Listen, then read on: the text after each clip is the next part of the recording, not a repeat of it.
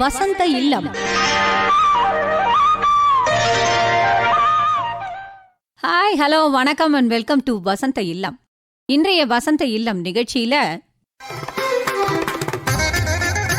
ஆரோக்கியமே ஆனந்தம்.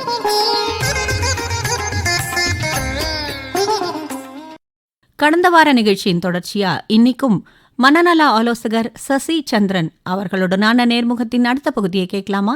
உடன் உரையாடுகிறார் சௌமியா.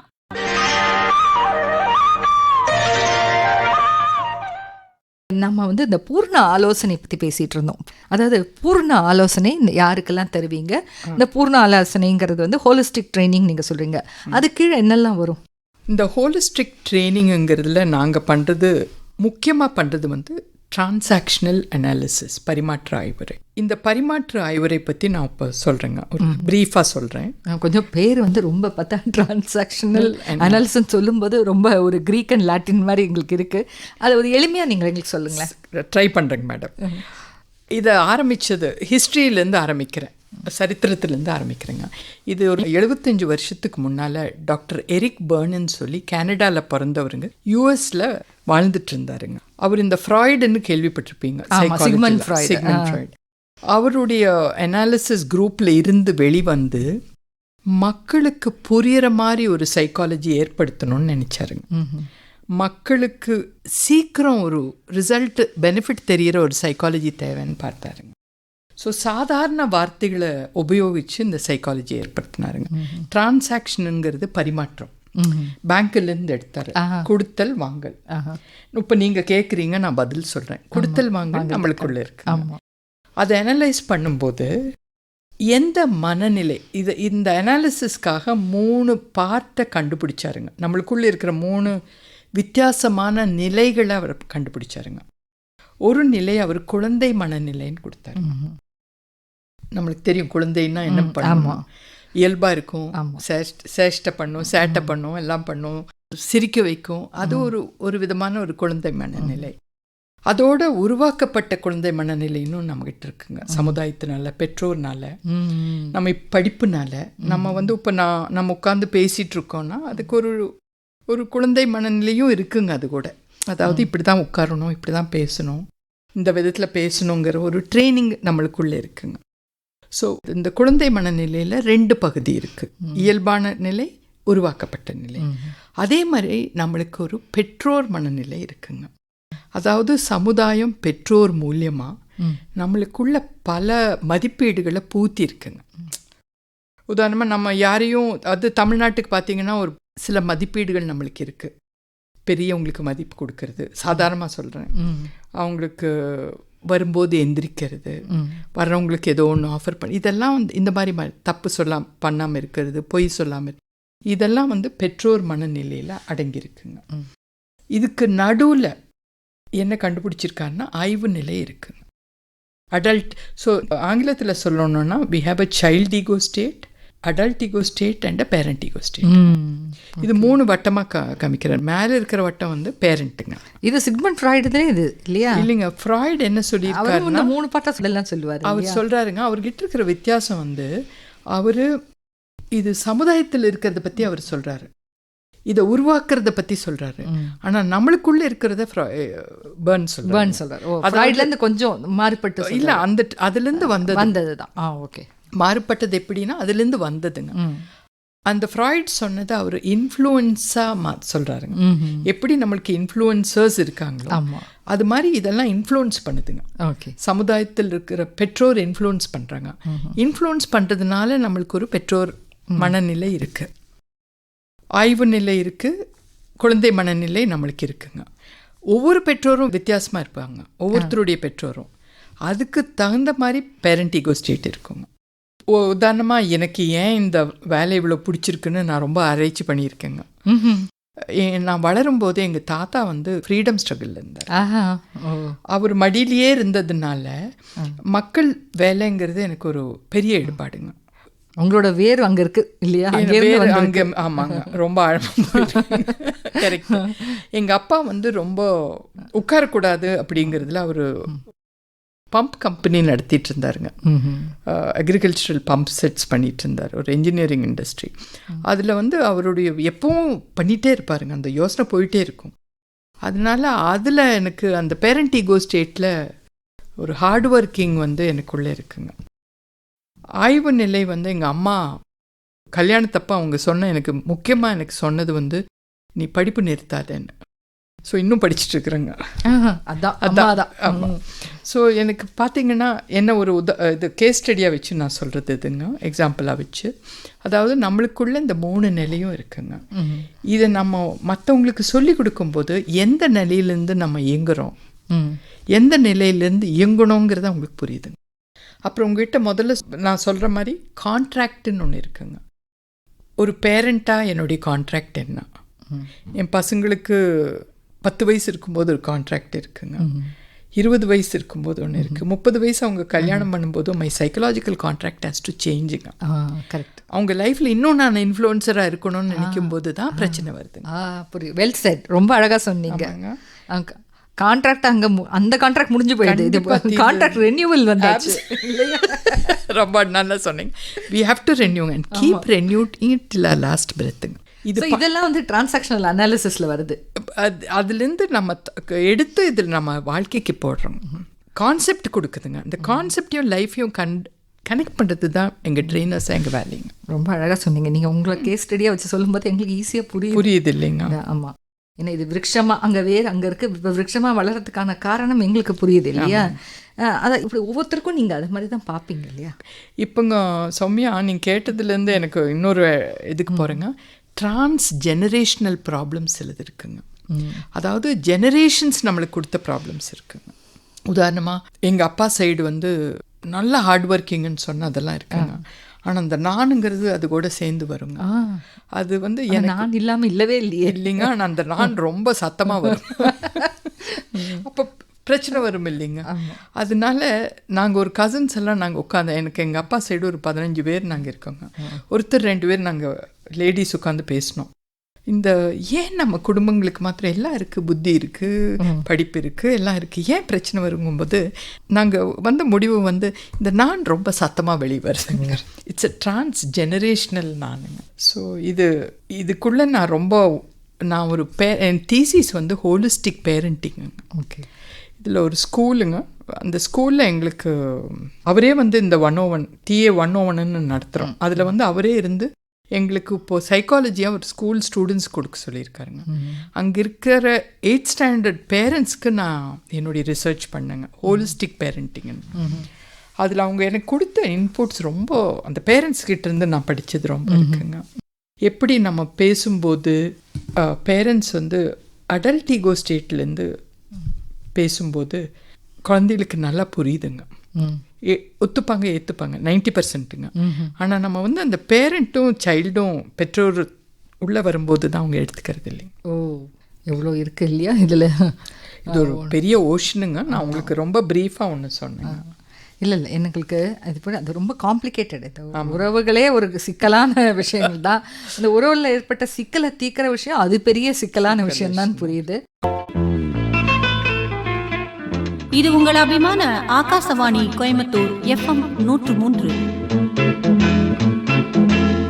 இன்று வசந்த இல்லத்தில் மனநல ஆலோசகர் சசி சந்திரன் அவர்கள்.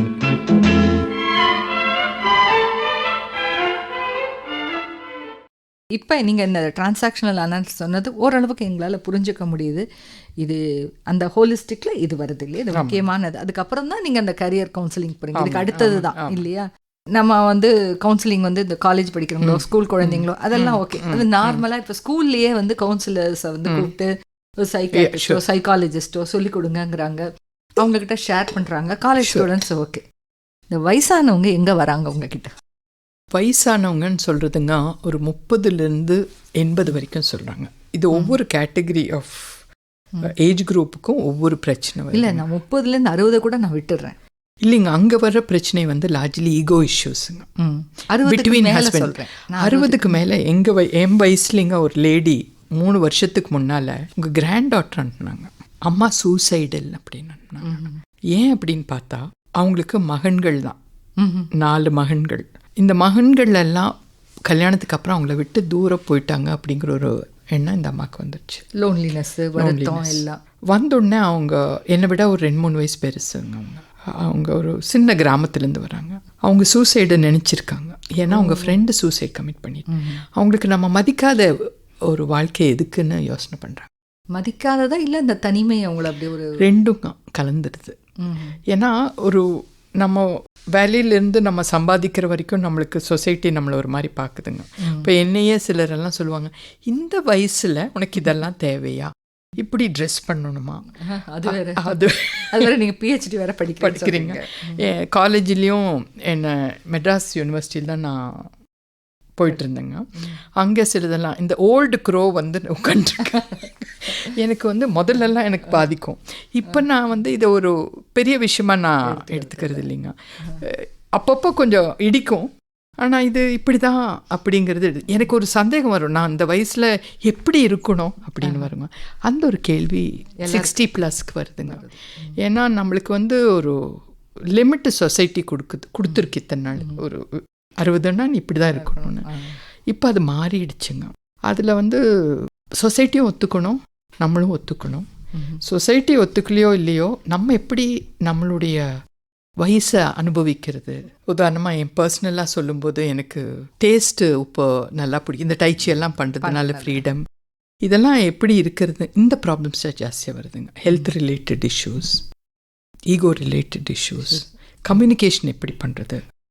இத்தனை நாள் பையன் கேட்டான், ஆனால் இப்போ கேட்கறது இல்லை. முக்கியமான அது இல்லையா முக்கியம். இத்தனை நாள் கணவர் இருந்திருப்பாரு, அப்புறம் கணவர் இல்லாமல் போயிருப்பாரு, இப்போ குழந்தைங்களை கவனிக்கல வந்து அவங்களுக்கு அந்த இதெல்லாம் வருது. சரி, இந்த 80 நீங்கள் சொல்லிட்டீங்க.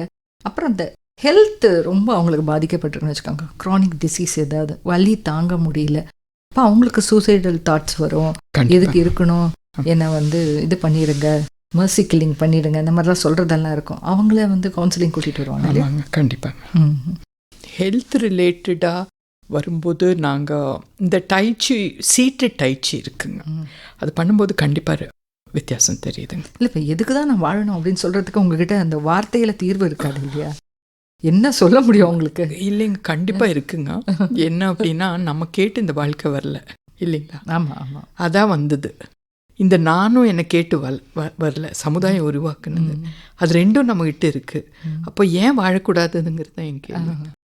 என்ன சில கேன்சர் வார்ட்ஸில் இருக்கும்போது என்னுடைய ஃப்ரெண்டு, ரொம்ப க்ளோஸ் ஃப்ரெண்டுங்க, அவங்க இறந்துட்டாங்க. நார்த் இந்தியாவிலேருந்து, கட்சிலேருந்து வந்து இங்கே இருந்தாங்க. அவங்க கேட்டாங்க வை மீன்னு கேட்டாங்க. அப்போ என்னுடைய கேள்வி வந்து வை நாட் யூ.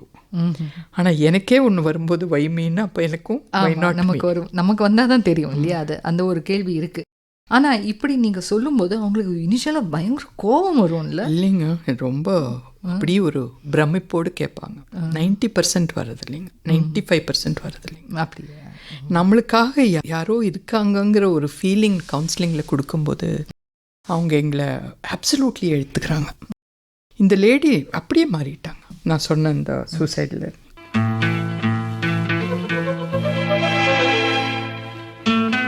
இது உங்கள் அபிமான ஆகாசவாணி கோயம்புத்தூர் FM 103.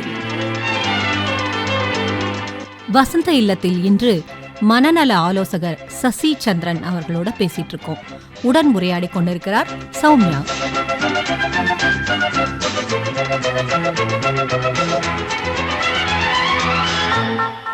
பல பேருக்கு இந்த மாதிரி நீங்கள் நிறைய உங்கள் அமைவனத்தின் மூலமாக எத்தனை பேருக்கு நல்லது செஞ்சிட்ருக்கீங்க அப்படின்னு. இந்த மாதிரி செய்கிறதெல்லாம் அது என்னென்னா கடவுளுக்கு ஒப்பான செயல். இது கடவுளுக்கு வந்து ஒரு இறை பக்தியோடு செய்கிற, அந்த பணிவாக செய்கிற சேவைக்கு ஒப்பானது இது. இப்படி தானே மனித சேவைங்கிறது ஒரு சின்ன விஷயம். ஒரு வேளை உணவு வாங்கித்தரோம், அது ஒரு சேவை தான் இல்லையா? இல்லாதவங்களுக்கு ஒரு சாப்பாடு வாங்கித்தரோம், கொடுக்குறோம், அதுக்கு கூட வழி இருக்குது. இன்றைக்கி சாப்பாடு கொடுக்க கூட அவ்வளோ வழி இருக்குது. எல்லோரும் கொடுத்துட்றாங்க. தன்னால் சாப்பிட்லன்னு சொன்னால் நம்ம கொடுத்துட்றோம், ஒரு உடை இல்லைன்னா கொடுத்துட்றோம். ஆனால் இந்த விஷயம் இருக்குது பார்த்தீங்களா, மனசை வந்து சரி பண்ணுறது. பாரதியார் சொன்னார், எல்லாத்துக்கும் வழி இருக்குது, மனம் வெளுக்க வழியே இல்லை அப்படிங்கிற. மனம் வெளுக்க, அதாவது துணி வெளுக்க சாணை உண்டு, உடம்பு வெளுக்க சாம்பல் உண்டுங்கிறார். எல்லாத்தையும் வெளுத்துடலாம், ஆனால் மனசு வெளுக்கிறதுக்கு மட்டும் வழியே இல்லை அப்படிங்கிறாரோ. அந்த மாதிரி இருக்கும்போது மனதில் உறுதி வேண்டும், அவரே தானே சொல்லியிருக்காரு இல்லையா? வாக்கினிலே இனிமை வேண்டும், நினைவு நல்லது வேண்டும். அந்த கிளாரிட்டி நீங்கள் சொன்னீங்க பார்த்தீங்களா, திங்கிங் நல்லா இருக்கணும், அவங்களுக்கு லிசனிங் இருக்கணும் இல்லையா, கேட்கணும், பேசணும், ஏதோ ஒரு உலகத்தில் இருப்பாங்க, இந்த மாதிரி நிறைய சொன்னீங்க. ரொம்ப காம்ப்ளிகேட்டான விஷயம் தான் அது, ரொம்ப காம்ப்ளிகேட்டட் சிக்கலான விஷயங்கள். இந்த இடியாப்ப சிக்கலை, ஆமாம், அந்த இடியாப்ப சிக்கலை விளக்கவே முடியாது. நீங்கள் அதை கூட இப்போ விளக்கி அவங்களுக்கு ஒரு ஒரு கிளாரிட்டி அவங்களுக்கு, அப்போ ஒரு திடீர்னு ஒரு லைட்டு என்லைட்மெண்ட் கூட நான் சொல்லுவேன் அதை இல்லையா, எம்பவர்மெண்ட் என்லைட்மெண்ட் இது ஒன்று அவங்களுக்கு லைஃபுக்கு வாழறதுக்கான ஒரு உந்து சக்தி. இதுதான் நீங்கள் பண்ணிட்டு இருக்கீங்க இல்லையா, வாழணுங்கிறதுக்கான ஒரு ஆதாரம், உந்து சக்தி, ஒரு உற்சாகம் எல்லாம் கலந்து நீங்கள் கொடுக்குறீங்க. இந்த ஒரு 42 வருஷம் உங்களோட ரிச் எக்ஸ்பீரியன்ஸை அதை சர்வீஸ், இது ஒரு சேவை தான். நீங்கள் இதை செய்யக்கூடிய இந்த நித்திய குருகுலம் செய்யக்கூடிய சேவை அபாரமானது. இது வார்த்தைகளால் சொல்ல முடியாது. இது மென்மேலும் ஆள் போல் வளரணும்னு சொல்லிட்டு வானொலி சார்பாக வாழ்த்துறோம். அதுக்கு முன்னாடி இத்தனை செய்கிறீங்க இல்லையா, உங்களோட பர்சனல் எக்ஸ்பீரியன்ஸ் நிறைய பேரை பார்த்துருப்பீங்க. அதாவது 8லேருந்து 80ன்னு சொல்லிட்டுங்க, நிறைய பேரை பார்த்துருப்பீங்க. நிறைய பேரை அதுலேருந்து குணப்படுத்தின்னு சொல்ல வேணாம், அதுலேருந்து கைப்பிடிச்சு கூட்டிகிட்டு வந்திருப்பீங்க இல்லையா. இந்த ஹார்மனி அண்ட் பீஸ், ஜாய், இந்த சந்தோஷத்தை நோக்கி எல்லாரையும் பயணப்பட வச்சிட்ருக்கீங்க. நீங்கள் உங்களோட இத்தனை பேரை பார்த்த உடனே உங்களுக்கு என்ன அந்த ஆத்ம திருப்தி எந்த இடத்துல வருது? ஒரு எங்கள் விஷனுங்க, எங்களுடைய நோக்கம் என்ன அப்படின்னா, உள் குரு, த குரு விதின். என் குரு நித்யா கிட்டேருந்து படிப்பு நீங்கள் அந்த உள்குரு ஒவ்வொருத்தருக்குள்ளேயும் பார்க்கும்போது அது கடவுளையே பார்த்த மாதிரி இருக்குங்க. அதுதான் கடவுள் இல்லையா? ஆமாங்க, அப்சல்யூட்லி. இப்போ நம்ம சுவாமி விவேகானந்தர் சொன்ன மாதிரி each soul is potentially divine. அதை நீங்கள் பார்த்து அதை முதல்ல அதை தான் ஒரு படிக்கல்லாக வச்சுருக்கீங்க இல்லையா, அவங்களுக்கு ஒரு ஸ்டெப்பிங் ஸ்டோன் மாதிரி. உங்களால் முடியுங்கிறத உங்களுக்கு எடுத்து சொல்கிறேன். குரு விதன், அதான் குரு விதன் தான். அதான் பொட்டன்ஷியலி டிவைன் சொன்னோம், பொட்டன்ஷியலி எனர்ஜெட்டிக், பொட்டன்ஷியலி ஏபிள், எல்லாத்தையும் சொல்லி தரீங்க இல்லையா. Well set. இது உங்களுடைய 42 வருஷம் அந்த பழுத்த அனுபவம் இந்த சைக்காலஜி ஒரு மேம்போக்காக சொன்ன போனால் இது மனநலம் அப்படின்னு மனநலம் சார்ந்த விஷயங்கள் சொன்னோம். ஆனால் அதுக்குள்ளே இத்தனை சின்ன சின்ன இன்ட்ரிகேட் விஷயங்கள் அடங்கி இருக்குது. அதை வெளிக்கொணர்றது பெரிய இமாலய வேலை அப்படிங்கிறதும் புரியுது உங்களோடது. இந்த இமாலய வேலை ஆள் போல் வளரணும்னு சொல்லிட்டு வாழ்த்துகிறது வானொலி. இன்னைக்கு இந்த வசந்த இளம் நிகழ்ச்சியில் ஒரு மனநல ஆலோசகர், தொழில் முனைவோர் மற்றும் இந்த உங்களோட நித்திய குருகுலா அந்த அமைவனத்தோட CEO தலைவர் ஆகிய உங்களோட சசி சந்திரன், உங்களோட நாங்கள் இவ்வளோ நேரம் பேசிகிட்டு இருந்தோம். ரொம்ப அருமையாக இருந்தது. ஒரு என்லைட்மெண்ட்டுன்னு சொல்லணும் எனக்கு பர்சனலாக. அப்போ கேட்குற நேயர்களுக்கும் அப்படி தான் இருக்கும்னு நினைக்கிறேன். மனநலம் சார்ந்த பல விஷயங்களை நீங்கள் சொன்னீங்க. ரொம்ப இன்டெப்த்தாலாம் நம்ம பேசினோம். நீங்கள் அது மேலோட்டம்னு சொல்கிறீங்க, அதே எங்களுக்கு இன்டெப்த்தாக இருக்குது. ஏன்னா ஹெவி சப்ஜெக்டு, கேட்டு உள்வாங்கிறதுக்கே பல நாள் ஆகும் எங்களுக்கெல்லாம். பேசுகிற இந்த நேர்முகமே இன்னும் கொஞ்சம் கேட்டால் ஒவ்வொரு பரிணாமத்துலேயும் ஒன்று நமக்கு தோணும். ஒரு டைமென்ஷன், இவங்க இதை சொன்னாங்களோ அதை சொன்னாங்களோன்னு தோணும். ஏன்னா அந்த மாதிரி காம்ப்ளிகேட்டட் விஷயத்தை நீங்கள் சுலபமாக்கி தரீங்க.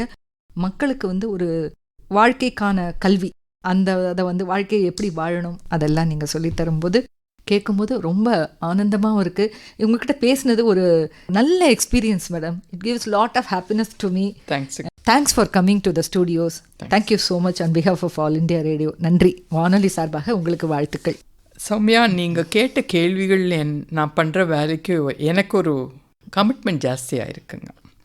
ஏன்னா நான் பண்ணுறேன் நாள்தோறும். இது ஒரு வேலையாக இல்லை, இது ஒரு பணியாக கூட இல்லை, இது ஒரு என்ன சொல்கிறது, ஒரு கமிட்மெண்ட்டாக தான் எனக்கு இருக்குது. ஆனால் உங்களோட பேசினதில் இதனுடைய ஆழமும் இதனுடைய விரிவும் எனக்கு புரிய வந்ததுங்க.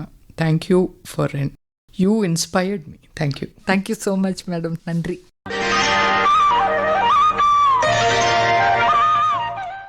நேர்களே, மனநல ஆலோசகர் சசி சந்திரன் அவர்களுடனான நேர்முகத்தின் நிறைவு பகுதியை கேட்டீர்கள். நிகழ்ச்சி தொகுப்பு தேவகி ஸ்ரீனிவாசன், நிகழ்ச்சி அமைப்பு சௌமியா. ஆரோக்கியமே ஆனந்தம்.